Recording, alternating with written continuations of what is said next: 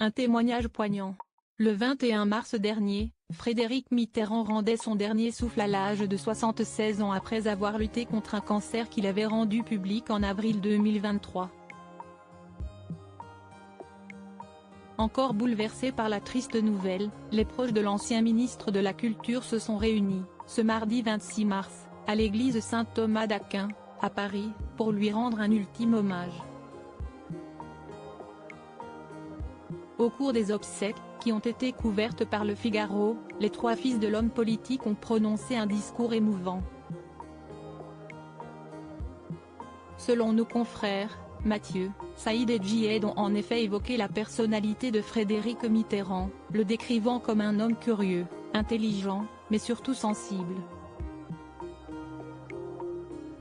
Nous vivions tes blessures, tes chagrins, cette tristesse d'être incompris et ce sentiment d'être un has-been qui t'était insupportable, ont-ils assuré, émus. Avant de conclure, nous aurions eu encore tant de choses à te dire.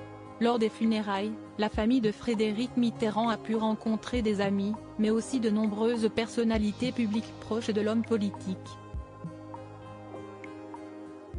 Alors que ses frères et ses fils étaient installés au premier rang, on pouvait également apercevoir, derrière, l'animateur de télévision Stéphane Bern, la réalisatrice Danielle Thompson, le chancelier de l'Institut de France Xavier Darcos, ou encore la journaliste Christine Crainte. Obsèques de Frédéric Mitterrand, Mazarine Pinjot, Jack Lang, Roselyne Bachelot.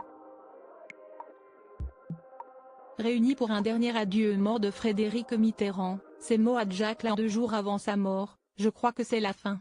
Parmi les premières personnalités à avoir rendu hommage à Frédéric Mitterrand après sa mort, on retrouve Jack Lang. Le président de l'Institut du monde arabe n'a en effet pas pu cacher sa vive émotion quand le Parisien lui a demandé de réagir à la disparition de son acolyte. C'est une amitié de 60 ans, indélébile. Je ne peux même plus compter les années. Avec ma femme Monique, nous aimions passionnément Frédéric, avait réagi l'homme politique de 84 ans, avant de raconter une anecdote bouleversante. Il m'a appelé il y a 2 jours.